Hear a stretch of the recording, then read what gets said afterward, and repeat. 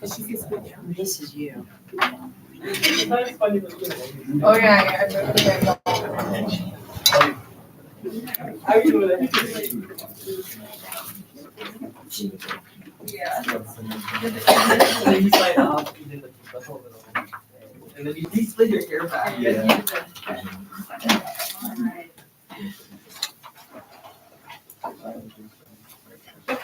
All right. Do you hear a motion to reconvene open? I'll make a motion. Motion by Karis, second by Brendan. All in favor? Aye. Aye. 7:05. Okay, a recording of this meeting is being made and shall be kept for 30 days as a public record. Please stand for the pledge of allegiance.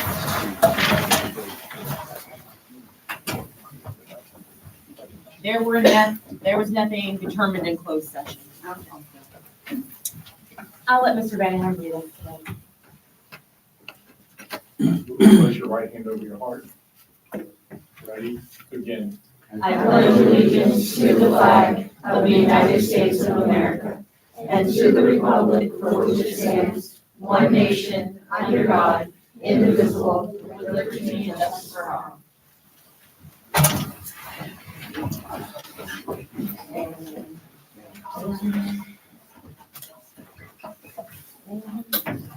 Okay, roll call. I am here. Mario is here.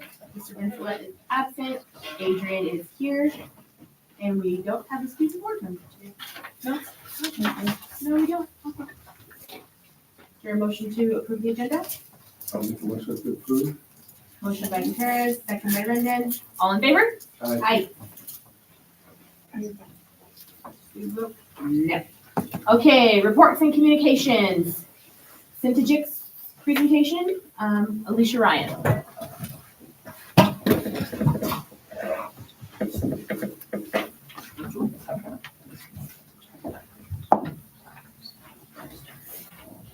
Okay, can you see us and hear us okay? Yes, Dan, can you hear me and see me okay? Yeah, we can hear you and see you fine. You're all set. Perfect. Hello, box. Hello, everyone. I just wanted to say my name is Alicia Ryan. I'm with Syntegix, and I'm honored to be here tonight. I have my coworker, Larry Hausner, who used to be an ex-admin for, what is it? What's our saying, Larry? You're recovering? Principal. Recovering, right? I'm gonna share, but I think Dan, you just gotta approve my request to share my screen, and I'll get this started for you guys.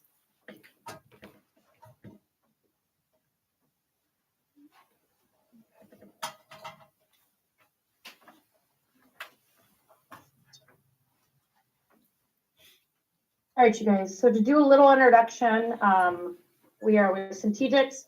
The nice thing about us is we're in over 47 states across the country. We're over 600,000 badge users across the country. Where we started was our owners out of Parkland. What can we do to make a difference and really to speed up safety, right? Every second counts, and how can we make that happen as quick as humanly possible when something is needed? And I think that's the key. We're over 20, you see a lot of our stats on here, but we're protecting over 10 million people, which I think is critical. How can we speed up and get every second to count? So we're working with a lot of school districts on the West Coast, and one of them, not too far, stone's throw away, is Lancaster, right? Now, Lancaster came on as a very reactionary method. The key is what can we do to be proactive and get ahead of these situations, because every second does matter when it comes to a safety situation. So today what we're going to cover is some key topics. Why would you use our system, right? And everybody thinks about Georgia, think about an active shooter, but the reality is so much more happens on a campus every single day. And that's where Crisis Alert comes to the rescue. The other great thing is safety blueprints. I'll discuss that a little quickly, and our visitor management, how it's going to all work together. Now, the key when I say this to people is that so much happens on a campus that you don't hear about on USA Today. You don't see about it in the newspapers, but the reality is over 7,000 heart attacks happen, right, on a campus. #1 death, right? And what happens? What does that have in common with 911 calls? And what does that happen to have in common with is teachers being attacked? Because every second counts. How fast can we get to that staff member that needs help as quick as possible? And one thing that always goes unnoticed is the where. Where is this person located, right? And I think that's critical today. So what can we do to get people help as quick as possible and as effectively as possible? Because the reality is students and staff want to feel safe. And what can we do to make a difference in that? And that's why our honors created this. And that's why we're here today to help you guys feel more secure, more safe when you show up to school every day. And the beauty is there's no charging required. Every single staff member will get this badge. It's extremely lightweight. Every single staff member can wear them. I know, bear with me on the virtual background, but the beauty of this is it's about the size of a business card and very much about similar weight of a business card, okay? There's no channels that you have to be on. There's no charging that needs to happen. And every single staff member will receive one of these and a 6-minute training that they watch on a video, right? So very low impact on how is this going to be rolled out. Great part is you're probably going to see Larry just in person. He's going to be out there making sure you guys fill up and train. And the great part about it is it's also really discreet. So if you've ever had somebody and you need help, you can press this button. A, you don't have to leave the scene. And 2, it's very discreet because it's around your neck. You're not running to a wall to push a button. You're not picking up your cell phone. You're not picking up the local phone in your classroom to ask for help. And last but not least, which I want to stress, that is besides not having to charge it every single day, got a multi-year charging battery on that, is the simple fact that it doesn't need cell phone service or Wi-Fi to make it work, which I always think is also extremely critical because you never know where you're going to be on a campus and when you're going to need to get assistance. The beauty of our badge has 2 different functionalities. One is I need help. And I don't know about you guys, but when it comes to our system and how often it's being used, that 3-button click, I need help, that's how we train it. I need help. Press it 3 times. And the great part about this is it's used for medical emergencies, okay? Getting help as quick as possible. It's used for any hostile parents, any hostile staff, any hostile students. Someone just having a bad day. Guess what? You can press the button and help is coming to you. We also deal with fights. It's 98% of the usage, you guys. We talk about so much when it comes to safety, but the reality is these things are happening throughout the country all the time. And how can we get that person help as quick as possible? The great part about it too is we're going to map you and we're going to show you where you are on a map, and then we're going to even map the assets. So some of us can see this. My eyes are a little not as good as they once were. But the great part about it is we're going to tell that person that's responding where a stop the bleed kit is, where an AED kit is, where a fire extinguisher is, because the reality is when you're responding, sometimes you're not thinking the clearest. So we're going to give you that direction to where those local assets are on the campus, because when help is needed, we want to make sure you know where that information is located. Now, there's nothing better than you have an incident. We got to close it out and we can tag it appropriately. So that way we have the stats and we can show how much this is reduced, how much this was used, etc. Last but not least, Button has another option, which is potentially a lockdown scenario. And the great part about that is we tell you to keep pressing that badge till you feel things, because this vibrates, till you see things, and till you potentially can hear things. And the great part about that is we install strobes. So that way it also helps because not everybody can hear, not everybody can see, but we're trying to cover as much of that as possible. So that way, no matter if you're inside or if you're outside, you'll be aware that something's happening on that campus because we have strobes that'll go off on the interior. We can integrate with your PCs, so your Macs, your computers, and display a pop-up, even on those fancy smart boards we got these days, right? So teachers teaching, they're going to hear that audible coming from those smart boards or from their computers. And then on top of it is we can integrate with PA systems. So it makes it really nice because then we know help is on the way. And we also can locate or notify your local law enforcement too. The great part about it, we always go to a lockdown, but the reality is so much more happens on a campus. What if you guys have a dust storm that kicks up? What if you guys have something when it comes to weather related? You'll also be able to initiate some more information out to your staff to let them know what's going on. Almost done, I promise, is visitor management. When you guys come on campus, we have a visitor management system. It does sexual background checks. It lists no-go, people that aren't allowed. But the more important thing is your students. If they're late, they're tardy, they can get a tardy pass from us, or they can get an early dismissal pass to make sure everything's communicating and everything's stored. And we even have a really cool tool that I love to say. This is going to be our enhanced visitor management. And it's a badge to help us know. So emergency happens on a campus. There's nothing worse if you've ever been on a campus as a visitor. Something's happening, now we'll know where you are on that campus. So that way we can make sure you can get the assistance to be safe and sound during an emergency, which is always critical. That does wrap up my presentation. Is there anything I can clarify to you guys, or is there anything Larry and I can answer? I had a question. You mentioned, I need help, and you said it could be a variety of situations. And you said the responder, who's the responder? So who would we decide who would respond to certain situations, in the I need help? Yeah, so basically when these solution is created, it's all customizable. So I do a lot of the training, as Alicia said, and every district has certainly principals, assistant principals.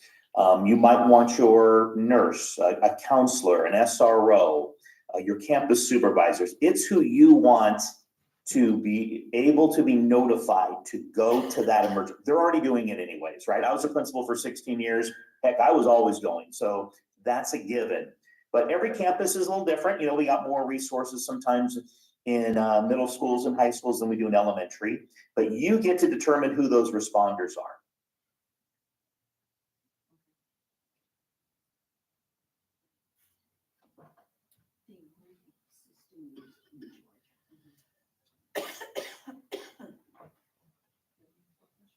Was there another question? I'm sorry. No, we don't have any more questions. Thank you. Alicia, I was just telling them that your system was the system used in the Georgia, I understand the Georgia shooting, correct? Yes, ma'am. Yeah. Yes, ma'am. It was actually initiated before even gunshots went off, and that's what helped speed the process up, because someone saw the signs, they knew to lock down before they even gunshots went off. That's why it protected so many lives. I think that was the most unique scenario I've heard in this industry in a long time. If I may add something that I'm asked a lot as somebody who helps our onboarding team. In fact, I'll be going to one of the school districts you saw on the previous slide this week to talk to their principals as we begin the rollout. And questions sometimes especially from principals, like what kind of a lift is this going to be on my team and me? It's extremely minimal in terms of maintaining the equipment that we have. Well, that's our job. So from Centegic. So principals and your staff, they don't have to maintain anything. When it comes to your responders, they get the alert, as you saw, on their mobile device and their computer. In terms of everybody else on your staff, and you heard Alicia say, every staff member in your school district receives the badge. This is an equitable piece. So if you're a teacher, cafeteria worker, landscaper, you're going to get a badge and you watch a 6-minute video and that is it. So it is so simple of a solution where 95% of your employees will simply receive a badge and a very short training on how to use the badge. In terms of your administrators, they basically are tagged with rolling this out to their staff. And that training that they provide their staff is the 6-minute video. It's very minimal. It's a very light lift. And that puts a lot of people at ease when they know, like, okay, Centegic, you guys are going to manage all this equipment. You're going to monitor it 24/7. And as a site leader, my responsibility is pretty much to make sure that people have their badge on every day, because we want them to wear it, because the badge works all over your campus, parking lots, athletic fields, quads, gymnasiums, cafeterias. and the badge will work on every single campus in the school district. So you have people who are itinerant, maybe they work, 3 days at the middle school and 2 days at a high school. Their badge works on every campus and they have to do nothing to ensure that it works. It just knows that the person's there. And if they press their badge, it knows Alicia needs help and we're going to go help her. All right, that's a great point. And I just want to add on to substitutes even get a badge. So they show up to get their binder for the day or their keys for the day, and they're going to get a badge that's just going to be labeled sub 1. So you guys are going to also know if your subs need help too, which I also think is extremely critical. Is there anything last that we can clarify for you guys before we jump and let you guys continue? So you had mentioned that the badge was being used at the Lancaster School District. I would like to have seen like an actual badge here so we can kind of get an idea of how big it is and what it looks like. Yeah. You guys, I'm happy to send you one so I can make that happen. It's about the size of your ID cards if you have an ID card. Yeah. It's a little thicker because, of course, we have coin cell batteries in the actual badge. But we have in our training, we have some best practices on how to wear the badge. Typically, we want the user to have it above their waist. And if they have an ID, so if you have an access card or you have a staff ID, it would go over the badge and it usually fits just right over it. So that's the size of the badge. And it's very lightweight. So Alicia, there would be no reason then for any staff member including site admin, to wear the badge home, correct? It could something that could be left on their desks so that when they return in the morning, or typically No. what happens? I would say our best practice is you wear the badge from the second you get out of your car to the minute you drive home. That's a good question. That comes up a lot. It's like, oh, I can just leave it on my desk at night. No, because what if you're walking to your car and you have a medical emergency? What if you have that parent? Hey, I was a principal for a long time. I haven't had teachers that would, tell me at the end of the day that a parent had met them in the parking lot, was a little upset about maybe, a grade or something, and that teacher had no way of calling for my help. We also know that in some of our communities, we've got some folks that should not be on our campuses. In addition, you have teachers and your admin that work beyond a typical 8 to 5 day, right? They're going out to their car. I mean, it gets dark at 5 o'clock now. So people are going out to their cars when it's dark. It adds an extra layer of safety and security for them when they're going to and from their vehicles. So typically they'll wear it on a lanyard. I think Alicia has hers on a lanyard. Mine I have right here. Mine's on a reel because I can just clip it to my lapel here. And it just becomes what I do every day. Especially if you have ID cards, you'll start to see that folks will wear their ID cards more than they probably already are, because it's also there to protect the button so we don't have any inadvertent presses. So we ask them to wear it basically from the time they get out of their car to the moment they get home. In addition, you wouldn't want to leave it on your desk and have a student maybe pick it up, because that what Alicia just presented, they could actually click that badge multiple times.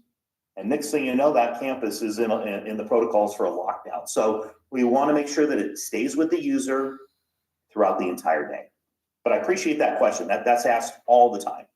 Yeah, I was just thinking that I certainly understand where you're coming from, how important it is to have it on the minute you get out of your car. My concern would be, I know there are occasions I will forget something, and then I just wonder what happens if, let's say on a campus with, let's say 50 teachers, 10% of them forgot it. I mean, would any badge then, would we have extras to give that teacher at least when they walk in the door? Yeah, my badge. That's the beauty. That's the beauty is, say Larry forgets his badge today because Larry's forgetful, right? Sorry, Larry, I can pick on you. It's easy. And the great part about this, you ready, is we just assign him a temporary badge today. And then tomorrow when he remembers his badge, then we just unassign that and this becomes a paperweight and it goes back to the storage of extra badges. So you're totally fine there. Or I lost mine. right? I don't know where it went. We can go in, we can deactivate it very quickly. So that's one of the things that Larry does when he's out there, or whomever comes out there for you guys, is to make sure your staff is trained up on how to easily go in and unassign them or assign them a new badge, because that's the whole point. We want to make sure it's super easy to do. So if something like that happens, things happen, you guys, we understand. And We we always give will, you extras. and we will provide you with 10% extra. So that was kind of what you're asking. So, you know, if you're at the elementary school and you've got 50 employees, you're gonna have at least 5 extra that are sitting there just in case somebody forgets their badge for the day. Thank you so much. Thank you. You're welcome. Thank you Yeah. guys for having us. And I'll make sure I'll ship you a badge, I promise. Thank you. Thank you. You're welcome, you guys. Thank you so much. Have a good evening. You too. Bye. Bye-bye. Okay. Robotics presentation. Let me log in. Are you guys gonna do your PowerPoint first? Yes. Okay, give me. Please, thank you. Oh, yes, I'm working on this. Have a good one, Mom. Well, before we start, I'd like to say Sneak out. good evening, and thank you for so much for your continued support throughout the years. You have no idea how much it means to all of us.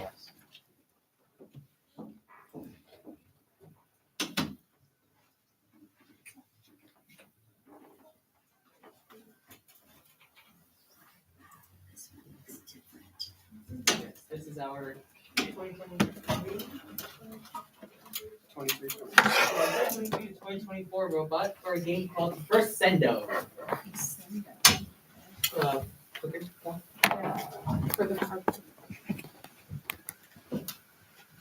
So I'm Enrique, I'm one of the current manufacturers for this year, and this is. I'm Cal. I'm one of the current technology leads of the year. My name is Erin, and I'm the current captain of the team. And I'm Josiah Bahinting. I am the also the technology lead. Me and Cal, we work together. And then we have. I'm William, I'm Josiah's brother. I'm new to robotics. I'm Daniel. I'm one of the newer members in manufacturing. Thank you guys for being here. So, for our team, we have a rough average of around 20 members a year with a room that can pretty much comfortably fit around 15 members, which is, as you can know, is a pretty big size difference. So we're hoping to try to not only increase the amount of members we have on the team in future years, we would have to have room to accommodate those future members that if we were to get more members. One of the issues that we had last year was communication and efficiency. For some reason, something would get lost along the way, and it would just get put in the back of our mind until it was inevitable. It was too late. So this year, in order to bring up our productivity and increase communication, we did a little bit of restructuring. Now, we have something to run by 2 members. One is a senior, and the other one, well, a senior member, and the other one is a newer member. Hopes to train them up along the way to make sure that they are ready for the role when the time comes.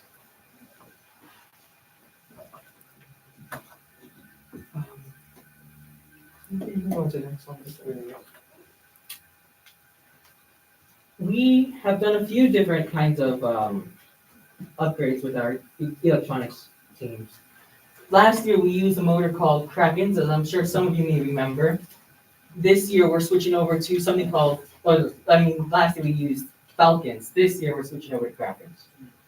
There isn't too big of a difference in terms of power, but the main difference is how much more compact it is. It's easier to rewire, it's easier to get the system out there and running. All of that stuff is super difficult. If you wanted to ask a question, you'd have to refer to Cal for that one.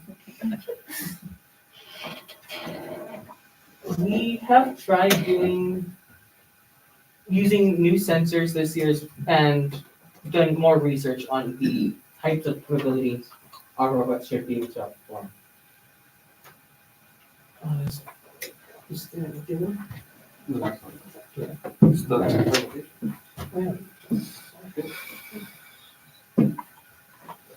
Now, if we would like to get the demonstration started, that'd be great.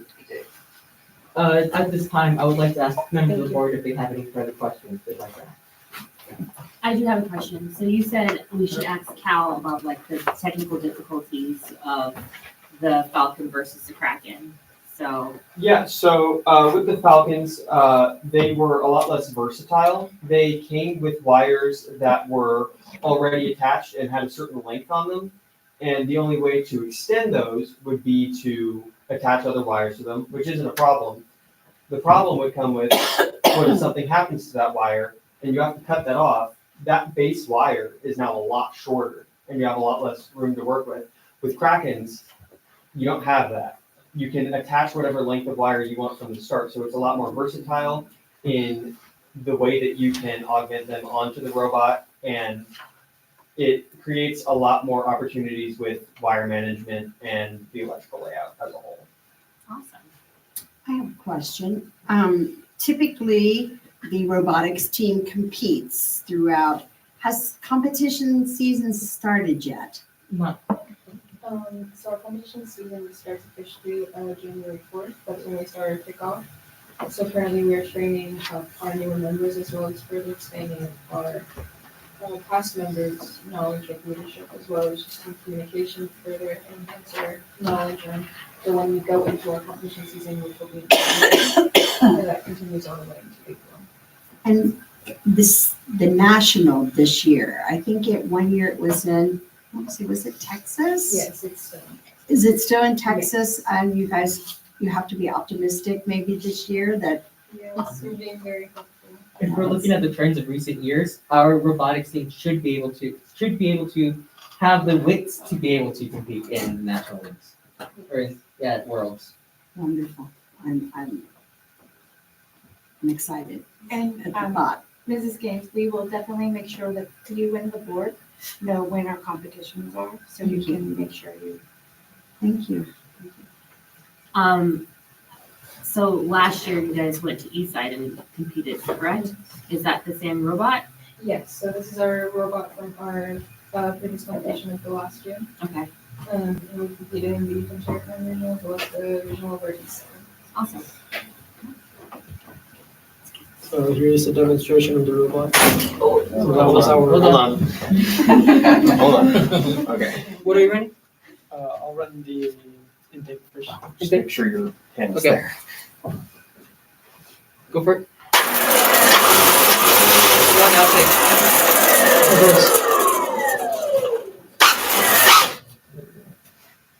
All right.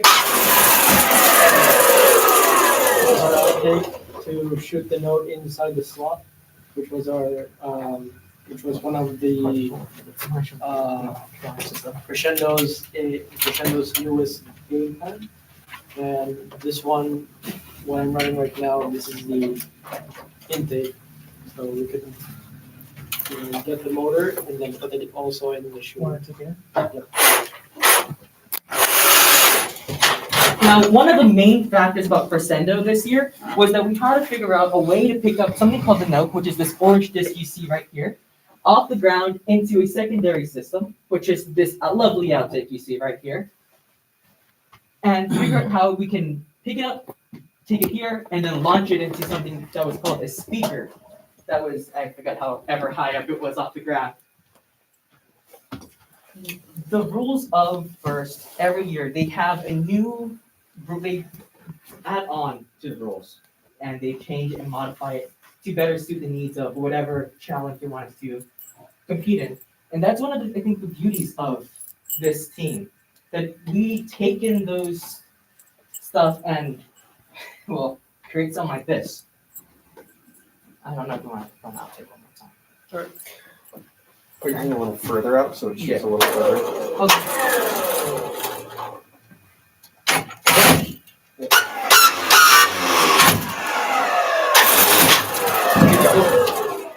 I get a point catcher. Yeah, we would do it without someone here, but we don't want to shoot a hole in your roof.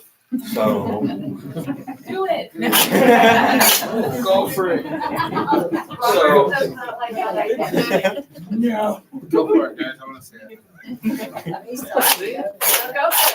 wants to see it. Go, do it. Put it in. Do it. Okay. Go for it. Just don't make sure there's no lights in the way. Yeah. It'll hit the tile. Yeah, right? Great. Run, grind it, taste.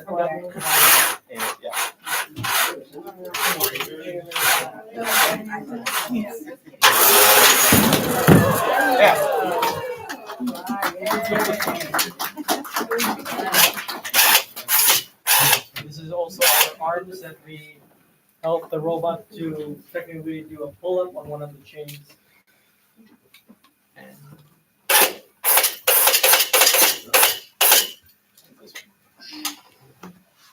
And yep, that's it. Thank you.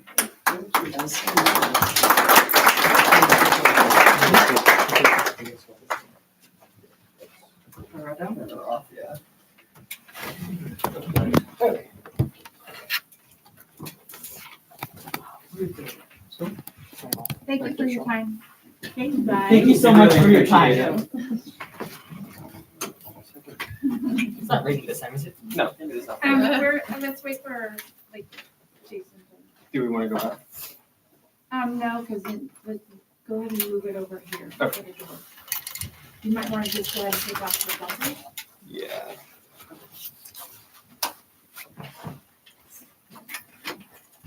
RTA report.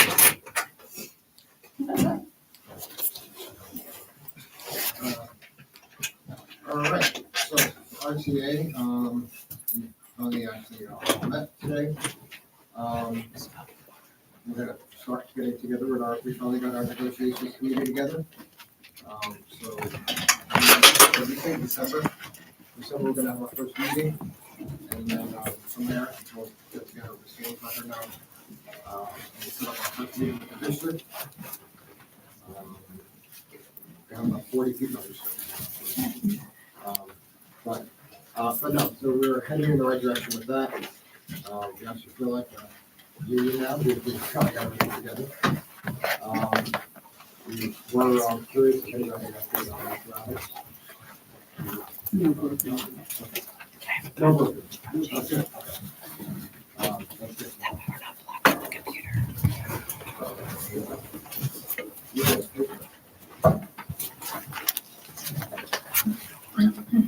So, and I spoke to Ms. Gates, and we're not going to get into what happened today, but the members are concerned about the fighting and stuff like that.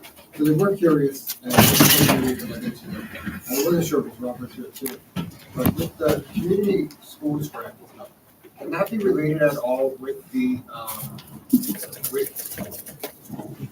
like the resource officer and the team at all together?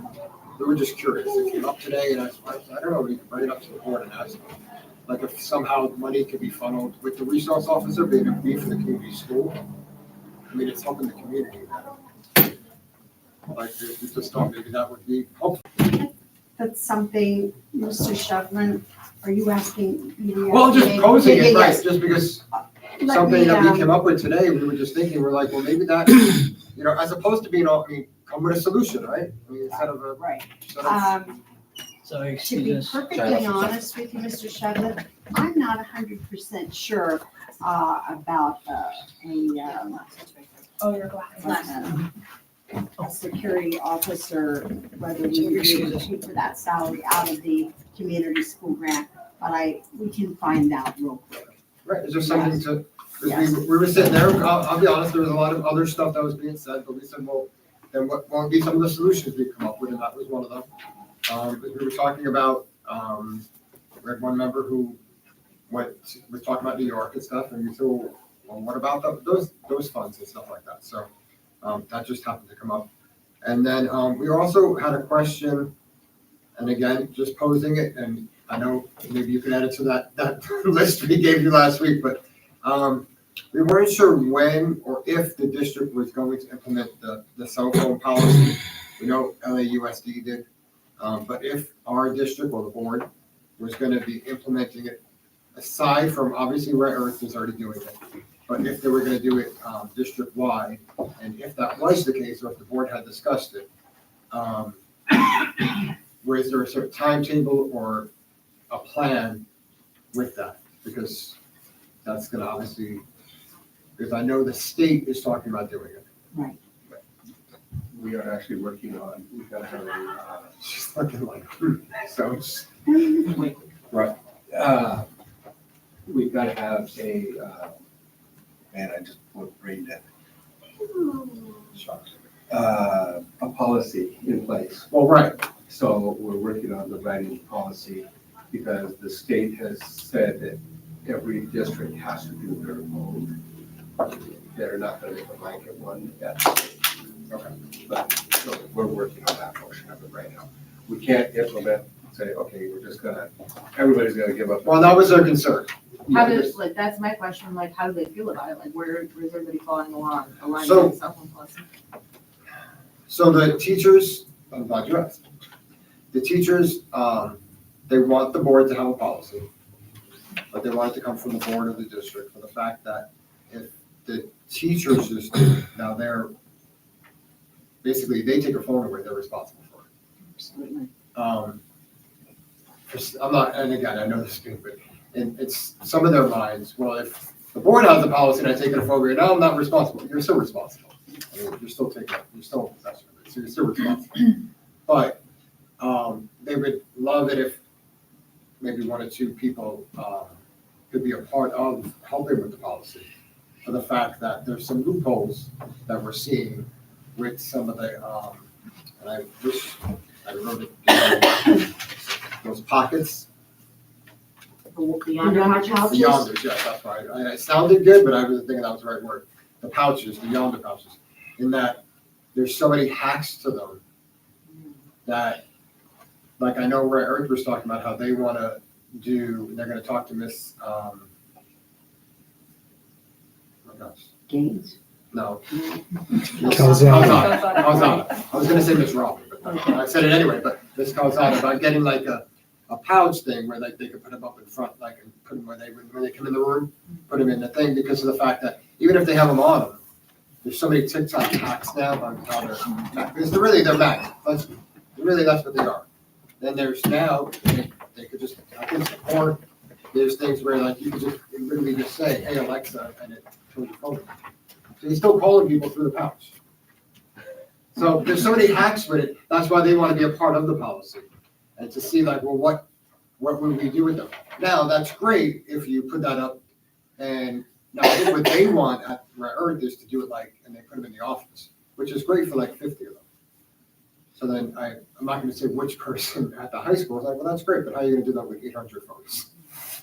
Just line them up with one at the gym. I mean, so there's different things, and that's why I think they want to be able to have that communication back and forth with the board, with the district, to say, okay, well, how do we do this then, and stuff. So we were hoping that we're all on the right track, but that there wasn't something just going to be thrown at them and stuff too.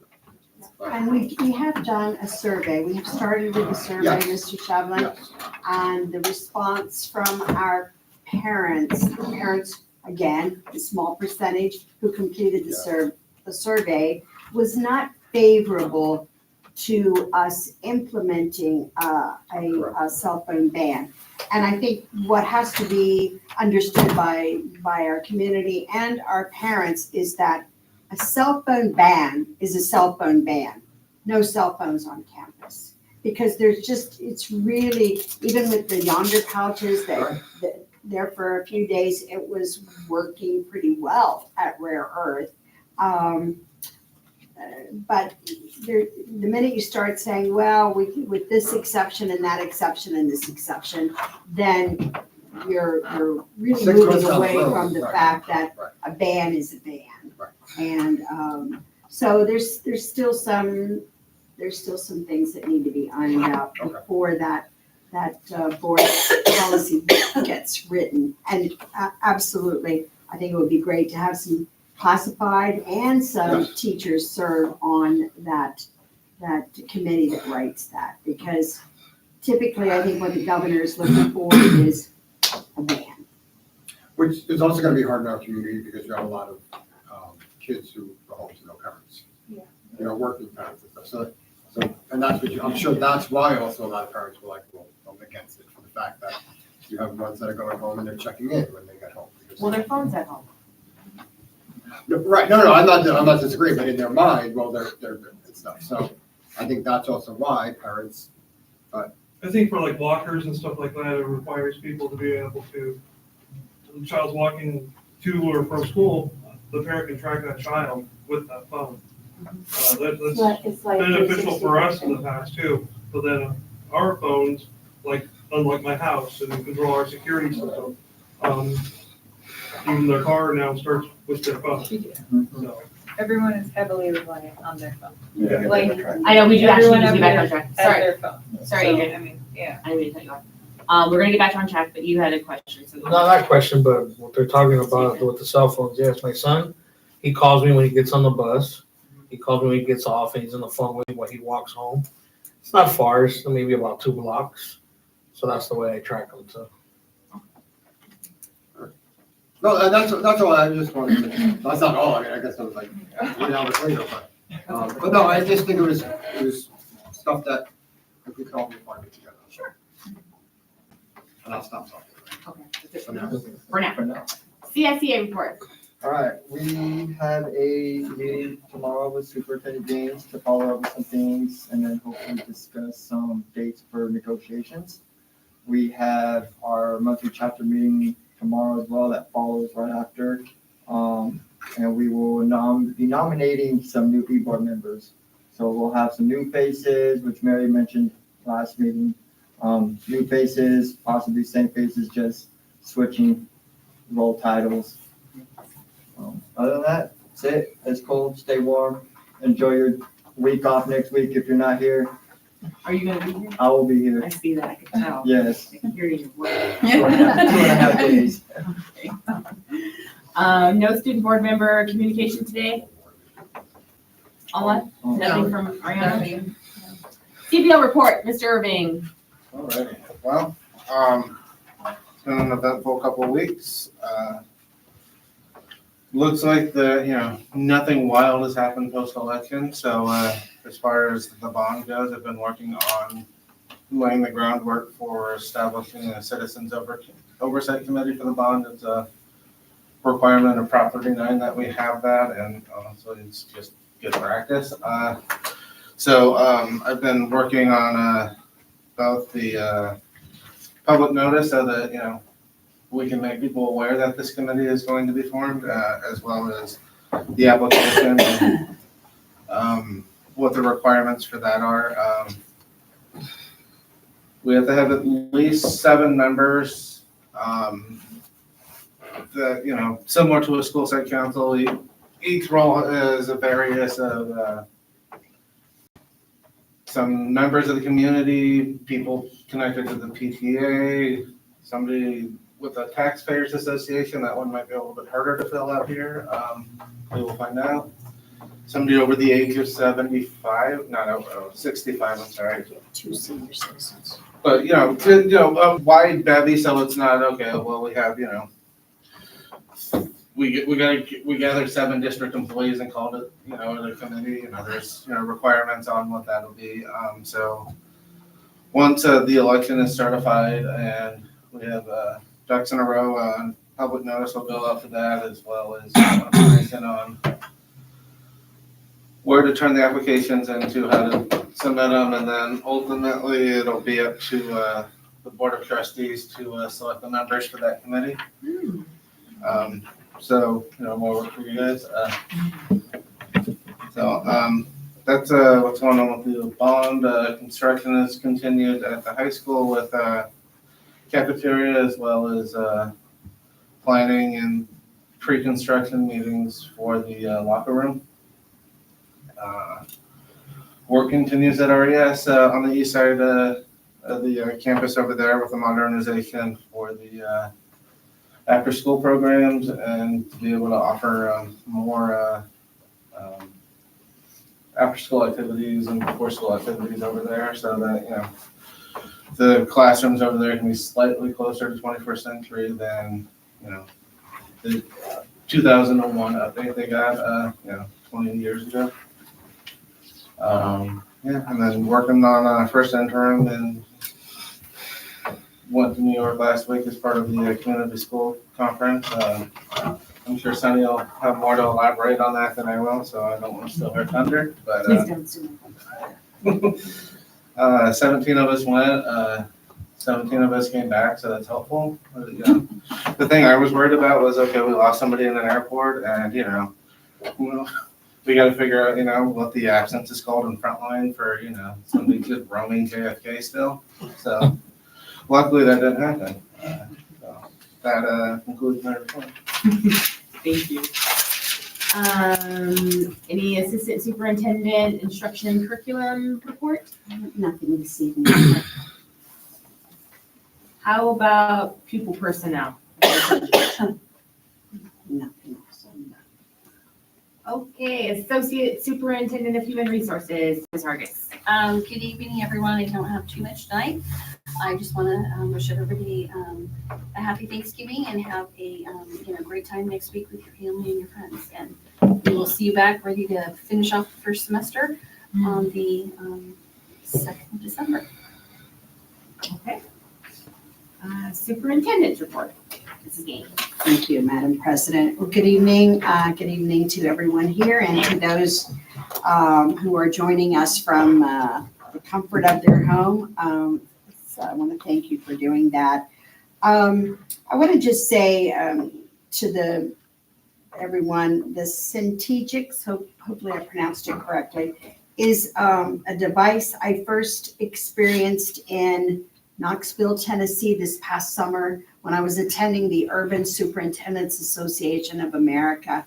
They demonstrated this this badge that I found to be very interesting and very effective.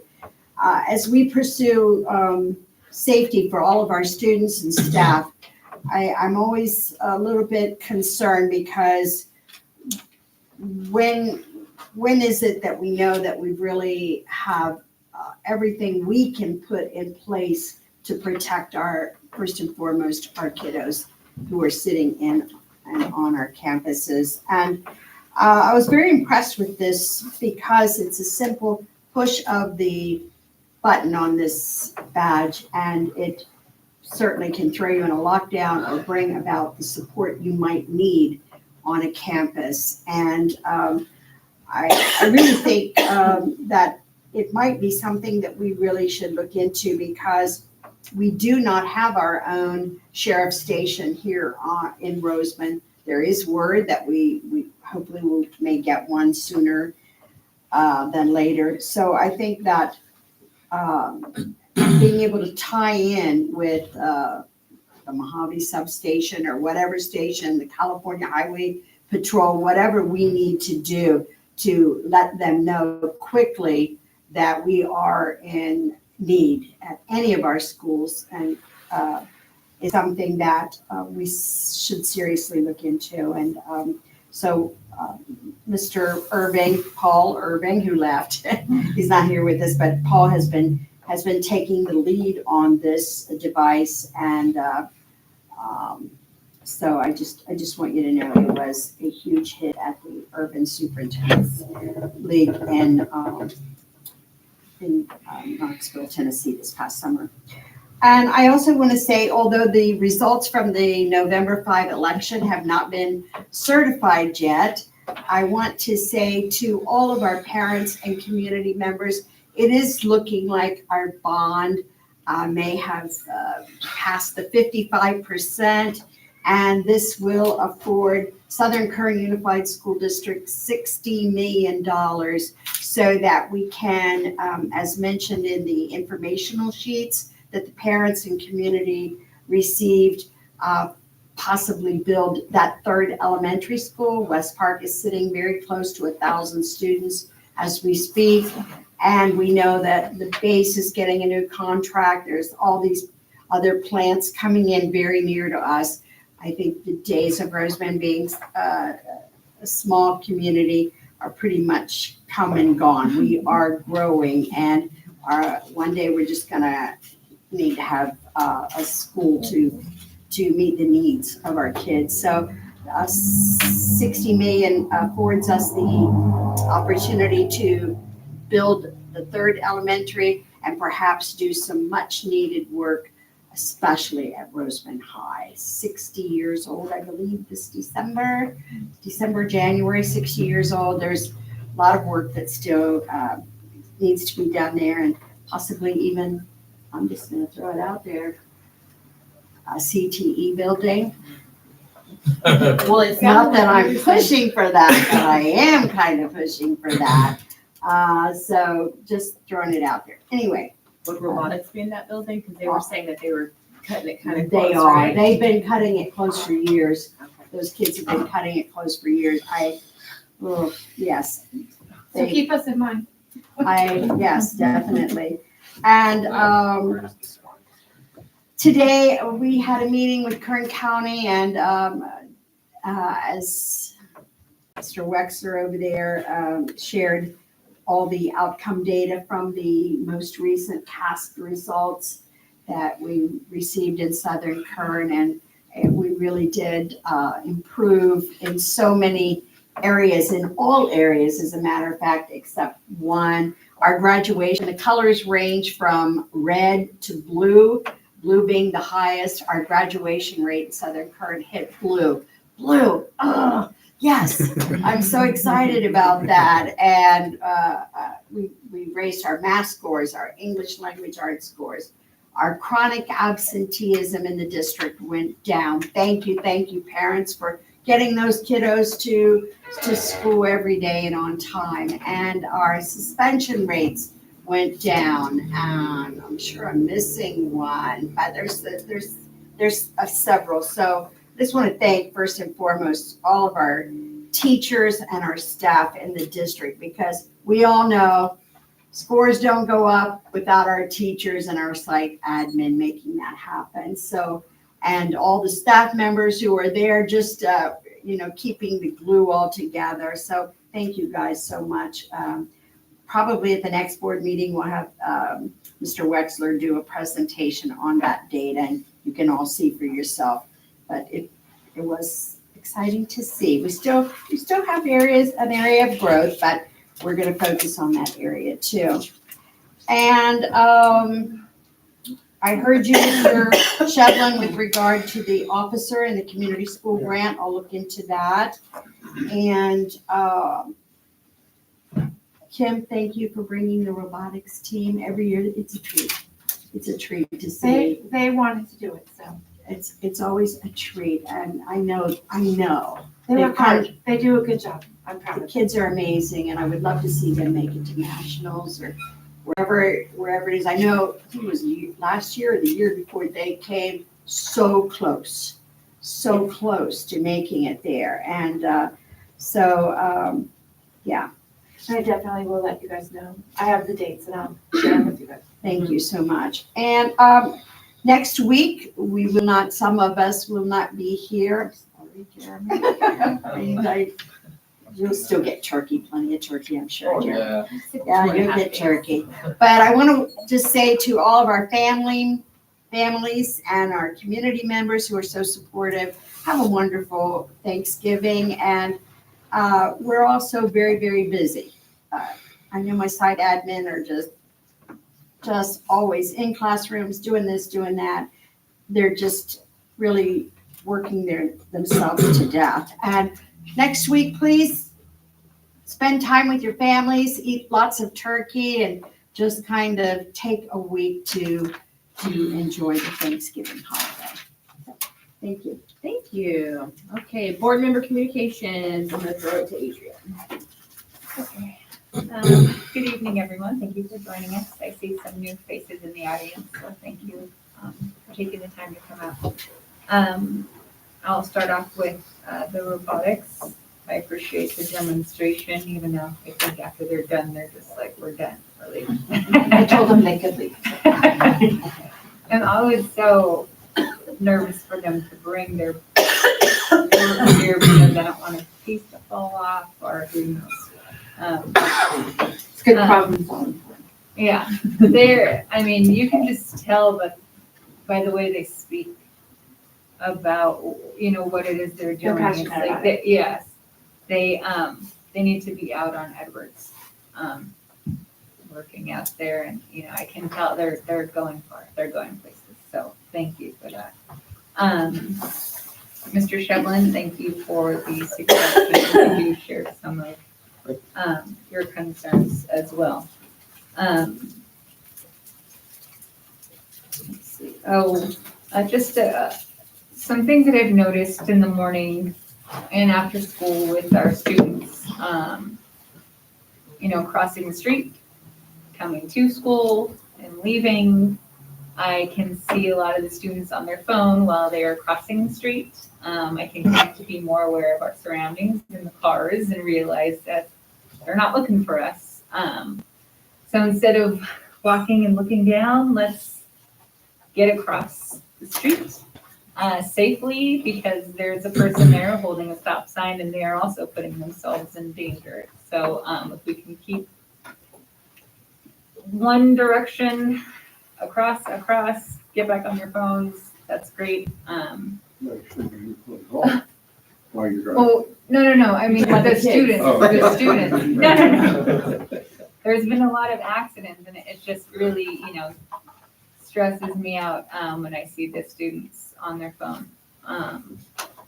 Unfortunately, it's up to our drivers, it's up to our students, you know, if you want to take that advice, but just please be safe. And just everyone have a good holiday, and just let's try and think about the choices we make, because all the choices we make do have consequences. So, that's it. Thank you. Mario. Good evening. I just want to wish everybody a happy Thanksgiving.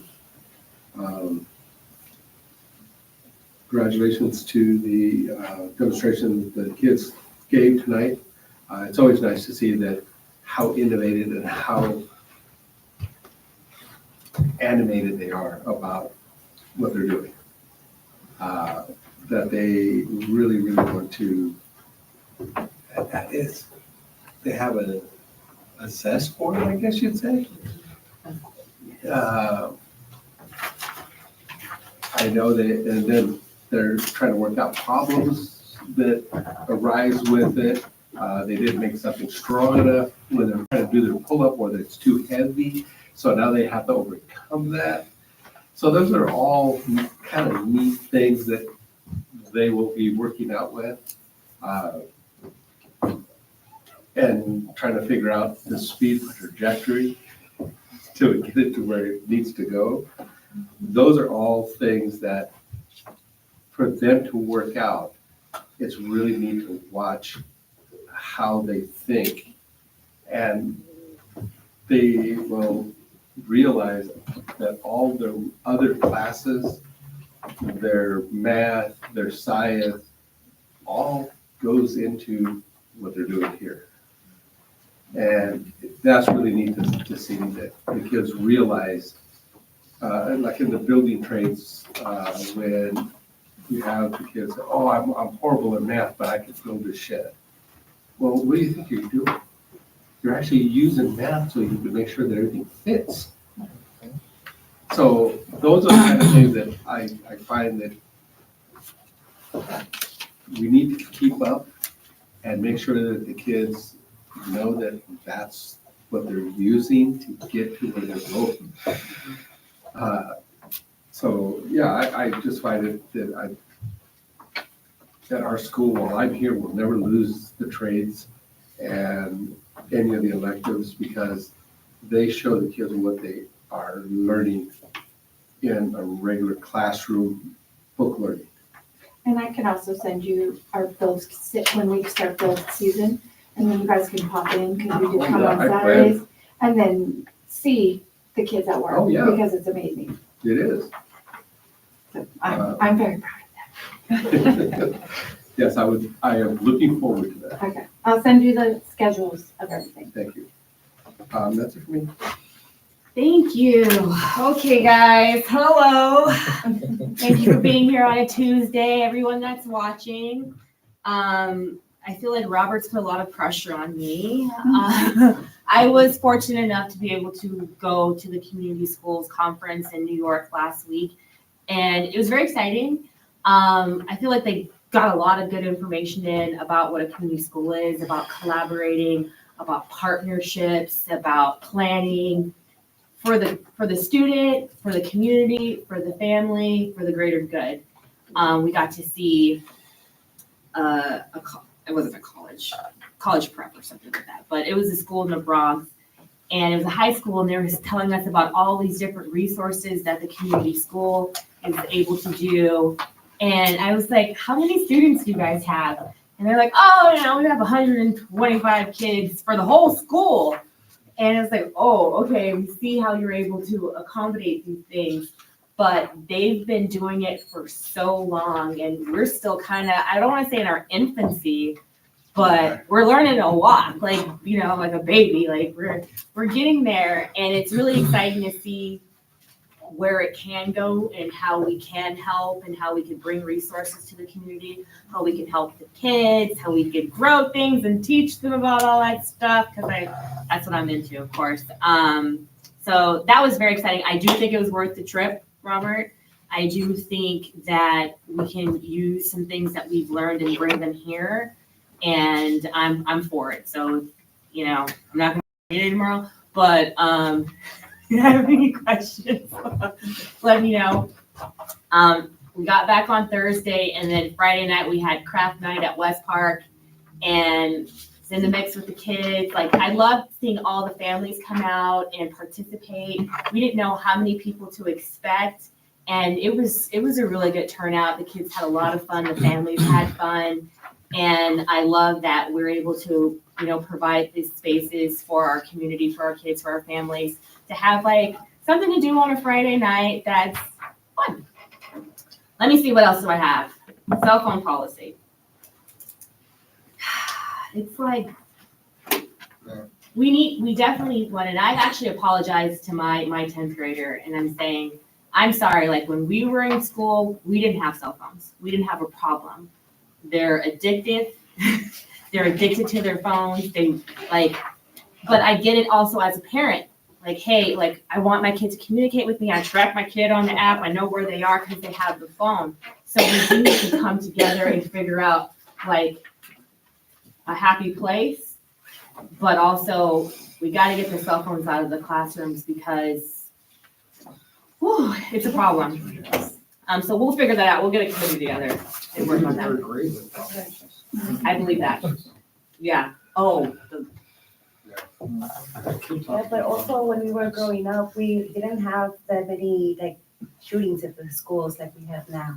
Yeah. So this is true. Times change. Times definitely have changed. We have the means, we have the cell phones to communicate. So that's to me, that's well, they're gonna lock down the school either way. If there's a shooting in the school, it's definitely getting locked down. Yeah. And you'll know, but you won't be able to really know where my kid is at if he doesn't have a phone. So that's a problem. But they shouldn't be calling anyway.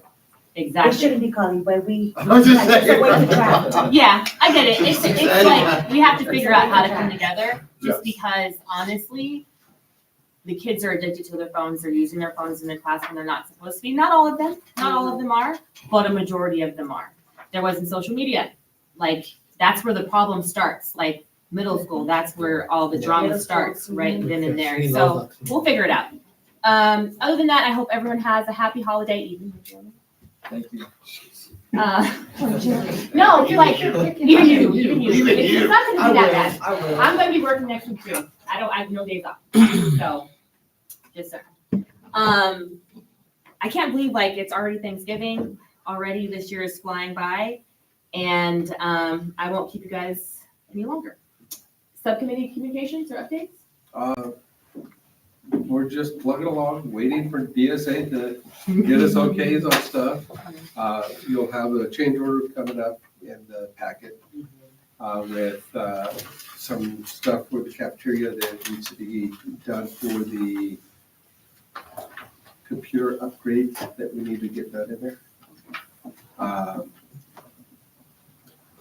There's also a change order for the water line that we're prepping for the locker rooms Oh, high school. at the high school. There will also be another one for the epoxy that we're gonna put down to make the floor look good. And were we not expecting, I know we're having. Yeah, they're all part of I know. what we're expecting. We were expecting. Oh, yeah. Okay. Okay. That's it? All right, cool. I have a question about that, actually. Yeah. So on page 85, not on page 85, that's where I took my notes. So on the medallion thing, what is a markup, 10%, and it's on Okay, page anytime- 78, 82, 83, 85, Okay. 88. Anytime a contractor buys material for something, Mhm. they are allowed to charge a 10% markup for them to be able to procure the product, bring to us, and then they bill the 10% for administration costs. Anything you buy in a store has a markup. What the store buys it for and what you get it for is gonna be different. That's a markup. They usually get it at a discounted price. Yes. Yeah, Can I chime in so real it's quick? unfair. Go ahead. That's in the consent items, there's an item for X crown equipment, which is also for the cafeteria. And that's why it's listed as a consent item and separately, we'll buy it as the district versus have the contractor buy it and then we pay 10% on top of that for the administrative cost, basically. Item D. Yeah, so that, there are places that, we can mitigate that, but there's pieces that, when it gets into the time and material stuff of the contractor's they know what they're gonna need to buy, it's faster for them to do it, and then unfortunately, we have to, pay a markup on it. Comments from the public? None. No. Okay, consent items A through D, we already started touching upon that. They were mentioning item D.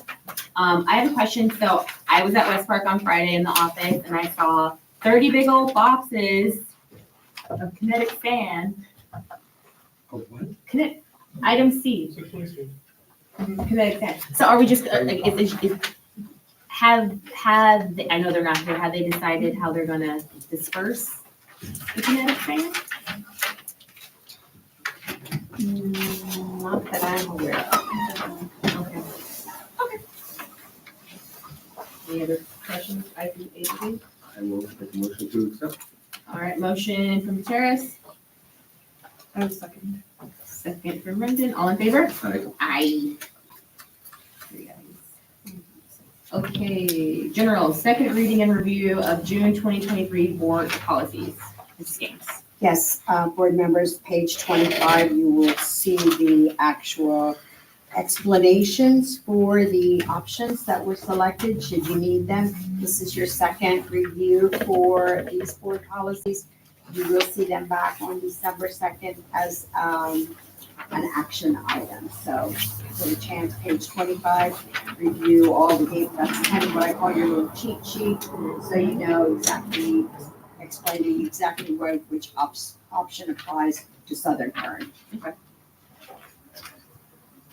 Okay, item B, approve revised policy 5116.2, involuntary student transfers, change to policy 5116.23, involuntary and voluntary student transfers.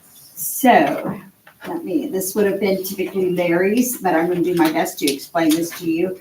When, we had the FPM monitoring, they asked that, we change a policy, and the title, the policy number and the title for, to, impact our involuntary and voluntary student transfers, page 72 in your packet, board members. So what we found out from the state is that CSBA cannot change policy numbers and titles. So they created a new policy entitled to accommodate our request, which was requested by the FPM monitoring. So that is on page 72, and it is policy 5116.23, involuntary and voluntary student transfers. And we have to adopt this, yes. Yeah. This is an action item. I will make a motion to accept the new policy. Motion by Gutierrez, Second. second by Brendan, all in favor? Aye. Okay. Hearing and public comment on the sunshine proposal dated November 13th, 2024 to CSEA. Ms. Gaines. Yes, board members, I believe this one is on, let me see here. This one is on page 75 of your packet. And Southern Kern, the district, both CSEA and the district are permitted to open with 4 articles. We both are opening with salaries and Article 3 salaries. Article 4, health and welfare programs. We're opening with Article 5, vacations and holidays, and Article 14, transportation. Should I read? I'll make a motion that we recess our regular meeting to get public comment. Okay, motion by Gutierrez for recess. It's 8:16. Second, 8:16. All in favor? Aye. Who seconded that? Adrian did. Oh. Okay, public comment. Anybody have any? Just remember that when ours comes up. I will do. Okay, going once, going twice. Let's go back to our regular meeting. Okay, motion to go into close by Gutierrez. No, close the public hearing. Close public hearing. What did I say? Oh, right. Go into closed session. Kick them out. 8:17. 8:17. All in favor? Aye. Aye. And I think I said one. Maybe. Okay, business and operations, approved change in contract with Medallion Contracting, Inc., order number 4 for the new cafeteria at Roseman High Early College campus. Total change is $103,855.17. Mr. Irving. Alrighty. We already dove into this quite a bit. This change order number 4 consists of 6 changes, including flooring.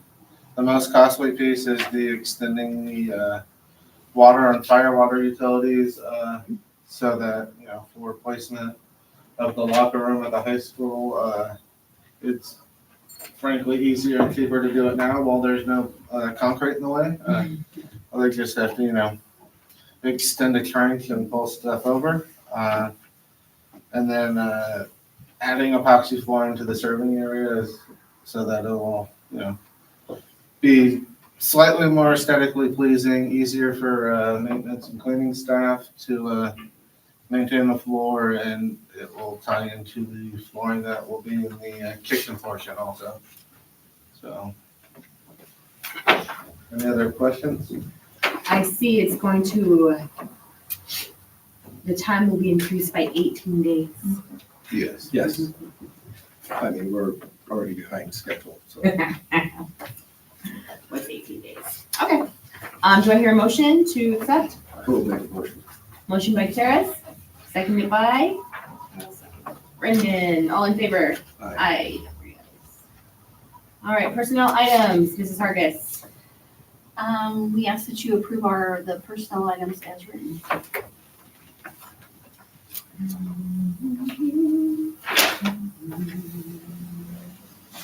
Make a motion to approve. Second by Terrace. All in favor? Aye. Aye. Three ayes, one absent. I make a motion to adjourn. Second. Motion by Hepburn, second by Rendon, all in favor? Aye. 819. Not bad.